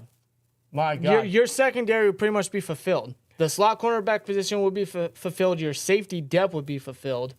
You have added star power to that secondary. Yes. I mean, holy shit. Just speaking about it, just talking about it, I mean, that'd be great. If you're not down with that, we've got two words for you. Sign Simmons. There we go. How about that one? Shout out to Andrew Ringler with the $2. Says, I think he would be the next Troy. Thinking Minka or Simmons? And by the way, there is no next Troy. No, there never will be. There's only one. There's only one. And that's 43. That's it. There's only one. One stat I want to pull up is the number of snaps that the safeties got altogether per game. That's one of the stats I really want to pull up real quick. So I'm gonna try to search that up. Let's see, Steelers defensive player snaps per game. Let me see here. Can I go by game or can I just go like You should be allowed to, right? week?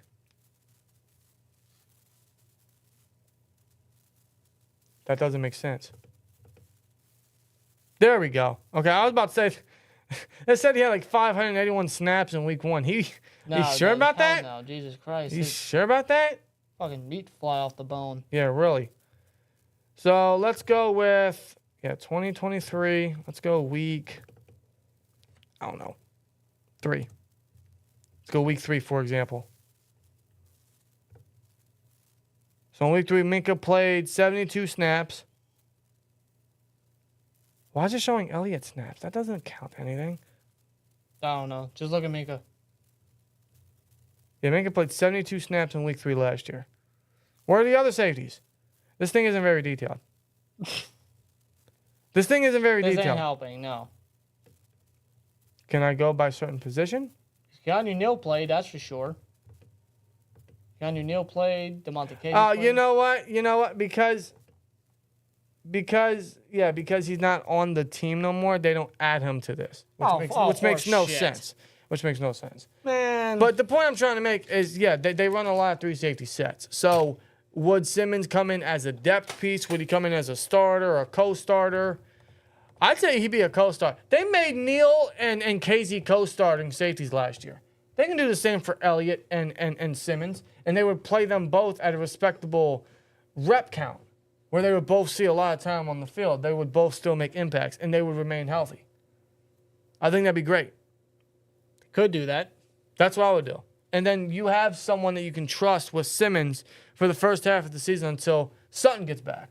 Or even when Sutton comes back, I mean, you can still utilize both of them in the slot. Yeah, you You could can do that mismatch. You have that duo slot pair right there. Kind of like, remember Mike Hilton when he was here, and Cam Sutton in his younger days when they were the duo in the slot. Dude, I mean, that slot position was locked down. Imagine the dime packages with that. Yeah. You got Minka, you got Elliott deep, or you got Minka and Simmons deep with Elliott or Simmons in the slot while Sutton's in the dime, or vice versa. That's dirty. Filthy. That's a dirty dime package right there, man. Holy hell. Now, obviously, that could still be a pipe dream with Simmons. I just don't understand how he's still out there. But, I figured, with the concern of the slot corner position, maybe the Steelers go out and venture for another veteran just to fulfill that position for at least the first half of the season if no one proves themselves in camp. That could happen, and we hope that happens. But if not, the Steelers are going to have to do something, because we can't go without a sustainable slot corner for the first half of the season. No. It's just not going to work. No. So maybe they'd go out and reach for a guy like Simmons, and they would just strengthen the defense in so many ways. Yeah. It's incredible. If it's not Simmons, they could go with a familiar face for Terrell Austin. Now, he's a little older of a safety. He's about a year older than Simmons, but he's still a quality player. He's a guy that is familiar with Terrell Austin and, of course, former teammates with Russell Wilson. Talking former Lion and Seahawk Quandre Diggs. Yes. He's still a free agent. He's still out there. Again, he's a little bit older than Justin Simmons, but he's a guy that is still able to bring quality play in the secondary. Yes, and at this stage of his career, he's played safety for Seattle the past number of years, and he's been one of their consistent starting guys on that defense before they eventually moved on and everything. But the reason we bring him up is, yes, because of his experience with Terrell Austin. Before Terrell Austin was the Bengals defensive coordinator, and before he was the Steelers defensive back coach turned defensive coordinator, he was the defensive coordinator for Jim Caldwell's Lions from 2014 to 2017, where he coached up Quandre Diggs. And Quandre Diggs was actually the starting nickelback for Terrell Austin's defense for 2-3 years. Yeah. So from 2015 to 2017, he was the starting nickel corner for Terrell Austin. Yeah. So he already has that experience. Yeah, and Austin's a big component into why Diggs switched over to safety, which obviously elevated Diggs' career. Became a 3-time Pro Bowler, if I'm not mistaken, at that position. Right. And now the concern with him playing slot and coming in as a slot would be he hasn't played a lot of slot reps since Terrell Austin left. You know, it seems like when Terrell Austin left, that's when he made the full transition to safety and elevated his game. But he was still a solid slot weapon for Detroit when he first started his NFL career. Yeah. But like I said, he hasn't played a lot of that since then. No, he hasn't. So that is a concern, is lack of reps in that area in recent years. But could he do it? I mean, that's where he started. And so. If there's somebody that's familiar with his play and that knows him very well, it is Terrell Austin. If there's somebody that knows how to use him, it is Austin. And like you mentioned, you know, the same thing with Justin Simmons is the Russell Wilson connection. Yeah. They both played with Russell Wilson. You know, they understand his leadership. They understand his winning mentality. Yeah. You know, you could bring that into the locker room. That's what we've been trying to bring back to the locker room. Yeah. So Really could. outside of that, I mean, there's not many other names they could bring in that really stands out to me. Maybe they trade for somebody. Who that could be, I don't know. Haven't even started to dig into such players or such ideas. But I figured, you know, seeing the Steelers past and seeing who they have at hand at slot corner now and how they just like to bring in bodies and veterans, and depending on how camp goes, these are some names that they could bring in to fulfill that slot corner position because they're going to need it now that Sun is officially suspended. Yeah. Yeah, they have to fulfill the slot. Excuse me. They have to fulfill the slot cornerback position.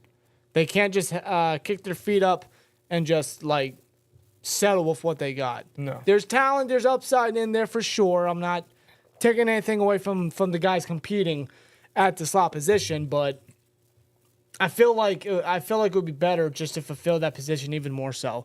Even when someone were to come back after that suspension, you have a co-starting type of player at that position where they could be a mismatch, right? Agreed. You have that duo, you have that pairing. Agreed. So, I mean, if anyone steps up to the plate, that's great and when it comes to camp. Otherwise, yeah. I mean, I think someone like Simmons especially would be a must-add to the defense. I mean, if he's still available out there and you can find a way to pair him with this defense and to utilize his playing style, I mean, you go out there and get that guy. Yeah. And I have to imagine at this point he wouldn't be that expensive to sign. Plus, the Steelers still have some decent cap as of right now. Yeah, they got cap to sign anybody at this point, dude. Yeah, was it 16 mil? Yeah. Something like that? Well, So, yeah. They would sign Simmons like a 1 year, I don't know, like, let's just throw a number out there. 8 mil max, I don't know. Probably cheaper than that. Probably could be cheaper. But, you know, if we're talking like slot, now obviously Simmons plays more of the box. He plays more of the deep zone, but he can play in the slot. He has over 1,000+ reps of slot experience throughout his entire Denver run. So he can do it. And he's just a playmaker. You know, he's a ball hawk. He can. It kind of fits where he could really benefit many teams now is where he's right around the line of scrimmage. He's right around where the ball carrier is and where he's a physical player, man. He's got great instincts. He's good in the run defense. I think that do us well. Plus, he can blitz. Yeah, and the Steelers love to blitz their nickel cornerbacks. Yeah. The guy's a better blitzer than Cam Sutton. So, absolutely. So, Justin Simmons, man, I mean, I know it's still a pipe dream, but to the Steelers, if I'm going to go to bed tonight and still hope for Justin Simmons, that's exactly what I'm going to do. Hey, under Omar Khan, anything's possible. Hell yeah. And if he's somebody that is going to try and fulfill any position that needs to be fixed. And slot cornerback, even when Sutton comes back after the suspension, you still got to fix it. Yeah. You still got to fix it. Agreed, man. So, yeah, I know we might already have some bodies. We might have some names already out there that's going to compete for the certain position. But Omar Khan has already showed, man, it doesn't matter who it is. He's always trying to upgrade it. He's always trying to upgrade the position. No one's job is safe at the end of the day. No, it's not. So we'll see what happens, man. But that's kind of an inkling I get 1 week ahead of training camp, 1 week ahead before players start to report. That could still happen. And I just don't know why he is a free agent. I couldn't tell you. I don't know. Maybe teams just look at aging defensive backs and be like, nah, we don't want you. Pretty much. I mean, look at Stephon Gilmore. I know he's a little bit older than Simmons, but he still had a solid year last year with Dallas, and he's still available. Yeah. Javen Howard's still available. So it's like they just look at these aging defensive backs and they're like, I get it. nah. I get it, but I mean, we'll see what happens. Concept says, I forget, what do you spend the swear jar money on? We spend it on giveaways. So this past year, you can already see it's covered at the bottom. And by the way, this was not during any game yet, so imagine when the games start. Last year, if Russ, oh my God. yeah, or even Fields, depending. I don't know why I just went to quarterback position, but that's a position to keep an eye on. But yeah, last year we spent the swear jar money on not one but 2 jerseys we were able to give away. So Yeah, thanks, Kenny. yes, you can thank Kenny Pickett and his spinning B button for. I'm not spinning for the majority by the way. of it. I'm not. I might do it for Philly if I see him. I'm just man. When we play Philly, if Kenny comes onto the field, you better do it. You know what? I'll say right here. If they and they will. They will. Whether he's starting or on the bench, whatever happens. They'll show him, and I will do a spin. You should just do a spin every time they show Kenny on the screen. You might get vertigo. Bro, I'm gonna be a dizzy motherfucker. I know, swear to I'm gonna be, man. By the time that stream ends, I actually look forward to that game. I look forward to a lot of games. Man, I look forward to the first preseason game, dude. I want Steelers football back. In fact, that's what, August 9th? I think. That's a Friday. Oh shit. We're almost 3 weeks away from that. Yeah. Wow. That's insane. 3 weeks from Friday. Unbelievable. Yep. Unbelievable, man. Yeah, I'll be here before you know it, guys. Michael Thomas is a last resort. You mean for wide receiver? Hard pass. No, thank you. No. Can we talk about the Michael Thomas downfall? Oh my God. What a downfall. Bro, it needs to be researched. It needs to be studied. Bro, this man broke Marvin Harrison's reception record. And since then, why did that just open? Stupid laptop. Since then, Michael Thomas has barely even been on the field. Barely saw any action. So, hold on. Yeah, ever since... Okay, so 2019, played 16 games, started 15, 149 receptions, 1,725 yards, 9 touchdowns. It's a career year. But the last 2 years, he's only played 13 games. Can we talk about the downfall of Michael Thomas? If I'm not mistaken, what was it? 2019, yeah, he signed a 5-year, $100 million contract. That was the year where he broke the record. Ouch. And that's why the Saints. Bro, 2021, he didn't play because of injury. Yeah. This man has not done anything. The last 4 years, all the yards he has combined hasn't reached his record-breaking season. Dude, the first 4 years, 2016 to 2019, all 1,000 yards. That man was one of the best in the league. He was. There's a reason why he got $100 million. He was. Since then, this man hasn't even had 500. Oof. As a matter of fact, hold on. I'm gonna do a bit of math. Hold on. He's not even an option. There's no wide receiver out there that's a free agent that is a realistic option to bring in. It's either Roman Wilson or Brandon Aiyuk or Cortland Sutton. I'll still throw him in there. That's it. Okay. That's it. All right. So 2020 had 438 receiving yards. 2022, 171. 2023, 448. You add those three up, it's a total of 1,057 yards. 1,057? He's gotten that since 2020. Dude, Pickens alone had more than that last year. Yes. I mean, a lot of players had a lot more than that last year. But still. Since 2020, that is what he has garnered total. Let's play what if. What if Jalen gets hurt and Kenny wins it? What? I can't even finish the sentence. What? He says, and I quote, Rob Lightfoot, by the way, says, let's play what if. What if Jalen gets hurt and Kenny wins the Super Bowl with the Eagles? How are you feeling?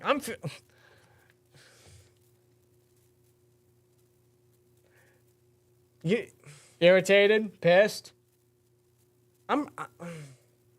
Honestly, like, I don't know how I feel. We would see Nick Foles again. I'm breaking the TV.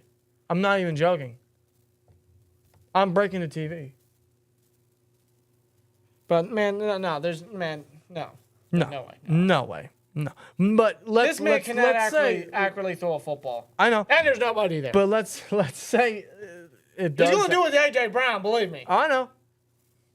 You think Devonta Smith's going to be fucking irritated? You better damn well bet. I know.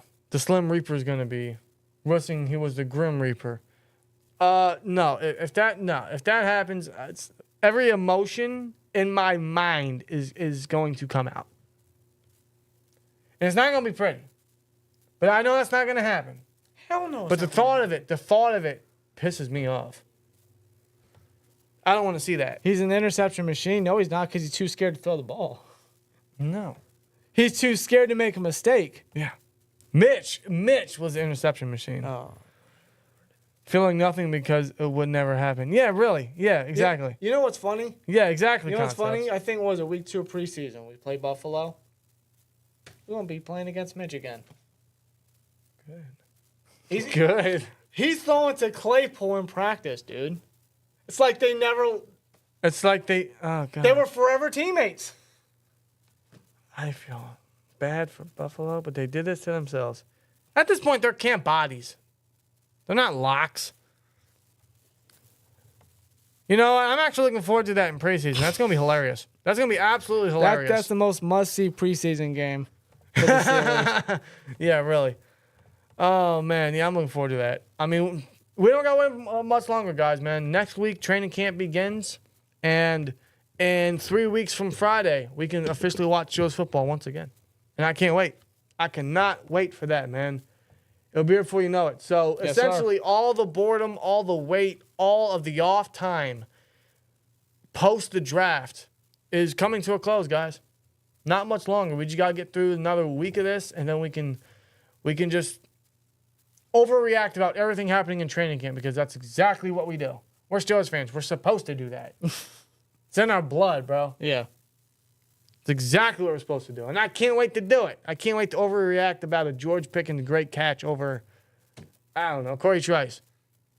I'll tell you what we overreacted about. Dante Moncrief. What are you talking about?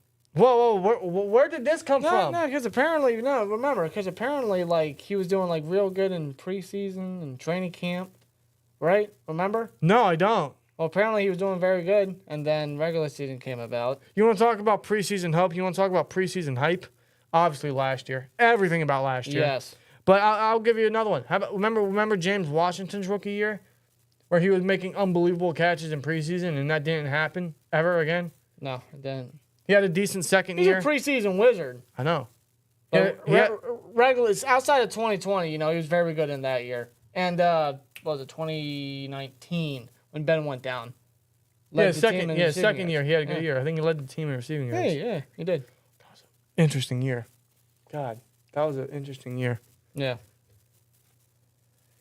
But yes, you're right. Like, whatever we hear from training camp is like, oh shit, okay. You know, last year, if anything, you know, that I learned from last year that I'm going to take into this year, it is just be cautiously excited. Like, don't fall for anything. Yeah. Okay, we got to see this stuff transition. Because everything we saw last year in preseason, every single drive Kenny led us with Ken was a was making touchdown. throws left and right. I mean, you want to talk about accuracy machine over there. What happened? Then 49ers game, forget about it. It was against XFL bodies now. Yeah. Literally. Or the USFL, whatever it is now. USFL, XFL, whatever it is. AAF. Remember that? Yeah. Yeah, that's where we got C.J. Hasenauer. That's right. The guy that was a better center than Kendrick Green. Anyone's a better center than Kendrick Green. Yeah, you're true. You know, let's stop talking about the negatives, man. Let's talk about the great positives. Yeah, you're right. You're right. Let's talk about I'm the sorry. positives. I'm sorry. Yeah. The positive I'm looking forward to, man. To close this stream, because I gotta get to bed for work tomorrow.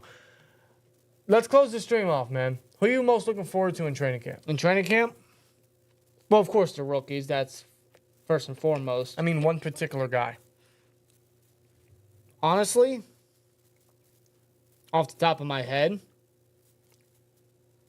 Peyton Wilson. You read my mind. Peyton Wilson. You know what? We can't share answers. I'm gonna go Roman Wilson. Okay, so Wilson then. Yes. I still think Roman Wilson's gonna burst onto the scene. I think he can really be the number 2. Although I'm still hopeful for an Aiyuk trade, but let's just go with the impression that Roman Wilson is the wide receiver 2. Yeah. Let's see what he's got. I'll throw another name out there, Patrick Queen. Yeah. A big free agent signing. Yeah. Yeah, I'm real interested and excited to hear how he does in training camp. Yeah, man. Just to see him in the black and gold like it always should have been, like Tomlin told Queen his rookie year. Yeah. Like, this is where you're supposed to be. Now he's here. Yep. It's great to see. Yeah, Tom says backs and backers going at it. That and 7 shots. Those are going to be fun. I always looking forward to those. Mm-hmm. I always look forward to those, man. It's going to be exciting, man. JPJ and Queen. Yeah, JPJ in his second year, put him against Pickens every snap. Every snap. Iron sharpens iron. That's how they're going to make each other better, man. It's going to be great. So, with that being said, I think we're going to close out this stream, man. Thank you guys for joining us tonight on episode 86 of the Steeler Culture Podcast. Shout out to Hines Ward. My favorite Steeler of all time, Hines Ward, man. Is he still coaching? I don't know. I think he is. I don't know. Not only was he might be coaching. I don't know. Remember when he won Dancing with the Stars? Yes, I do. That was He years did ago. something AB couldn't do. Yeah, he did a lot of things AB couldn't do, like keep his composure. Yeah. Like get a touchdown from someone not named Ben Roethlisberger. Yeah. Win a Super Bowl, win MVP. I could keep going. Oh, you can. Yeah. I could keep going, but Coach. I mean, AP as a coach, can't imagine that. No, hell no. That That- could never happen. That'd be interesting. The man's now living on social media. The PEF says, let's see Keanu in year 2. Yeah. He slimmed down. He looks thinner. He looks quicker. Yeah, I mean, him in year 2 is gonna be insane. I'm excited to see more of Benton. Big bully Benton. Yes. JPJ for me, I want to see him get. His get back against Pickens. Yes. Remember last year Of he got course. that crazy catch that Yeah. everyone's going viral about. Yep. That'll be a fun watch. Guys, how ridiculous does this sound? 13.5 is the over under for how many sacks TJ Watt. I am pounding the over. I'm putting the house on it. Are you kidding me? I'm putting the whole paycheck on it. Hold on, where can I bet that? I will do that right now. Although if I do it, I'm just gonna foreshadow another 2022 situation, and I don't want to do it because that's just how it works, man. You bet on something, and then the opposite happens, or someone gets hurt. So maybe I shouldn't bet on it. It's like fantasy land. I'm in for a wild regular season. Every time this man bets, he always asks me, "Do you think this happens? Do you think that's gonna happen?" I don't gamble. I need input. I don't. If I gambled and everything went out, I'd be a rich fucking guy. All right. Let me tell you, man, this season's gonna get crazy because I'll be gambling for sure. I'm a Like, I gambling swear man. to God, like he brings his phone, like, all right, listen, this is the over, this is the under. I haven't gotten this many catches, this many yards. Do you think this happens, bro? I don't know. I don't know. I don't gamble. I'm not a gambling person. Listen, you do you. You have fun. Just be careful doing it. I know. But don't get pissed. This man will also put like an extra fucking parlay in there, and then that one won't hit. Like everything else hits, but the one I'm extra trying to one hit you the put- lottery. But the one extra one you put, it doesn't hit, and then you piss yourself off. I'm like, it's your fault. I'm trying to. No, It's your fault. It's not my fault. Yes, it The is. players aren't. The players get paid. The players get paid a certain amount of money to win me money, and they're not doing it. But you didn't have to put that extra one in. Then you would have had your money, but no, you lost it. No, because it gives me an extra $30. Okay, you're trying to get 210, but you won't settle for 180 because you had to get that extra 30, huh? Yeah, Yeah. like half a tank. But then you get nothing. with today's gas prices, Then you get nothing. Yeah, I know, but you get nothing. it's gonna be an exciting season, bro. I'll just say that. I'll just say that. You think the fact we want Aiyuk so bad is bad luck for Roman? Well, we don't know that, Noah. We don't know that. That's not until training camp and preseason. From Zach Asani, man, couldn't put him over anymore during OTAs and minicamp. Yeah. So, I mean, I think they got all the faith in the world. Mike Tomlin loves the guy. So, Guy was a standout in Michigan. yeah. He's familiar with the scheme, run heavy, run first offense. What beach did y'all what beach did y'all crash, guys? Love you, says Oski Productions. I don't like the beach. I hate summer. I can't stand the summer. Once September comes, I will be a happy individual. Me too. That will be the start of football coming back, the start of the best time of the year with the holidays, hoodie season, pumpkin spice, sports at its peak. Facts, man. I'm getting hyped just thinking about it. We just gotta get 2 months of this heat. I don't like the heat. Month and a half. Anyway, guys, we're gonna get on out of here. Thank you guys for joining us tonight in episode 86 of the Steel Culture Podcast. Got a lot to talk about today, man. Had a lot to talk about today. And for sure, more to come down the line. Not just down the line, but of course the entire season. Yes, we do. You know, We got a big season coming up. Big one of the most season. anticipated and one of the most must-see seasons in quite some time, for sure. absolutely. But yeah, that all starts officially next week. Starting officially next week is when it starts getting the busy season, not just for Steelers news and all that, but for the channel, for everything. So hope to see you guys then. Thank you guys so much. You guys enjoy the rest of your week. You guys enjoy the rest of your night. Make it a strong one. And if you're surrounded in the heat, stay cool, stay hydrated, and just Stay safe. stay in an air-conditioned area. Because, God, it is hot outside. Let me tell you. See you guys in the next one, man. Love you guys. And as always, like, comment, subscribe, and we'll see you later. Peace!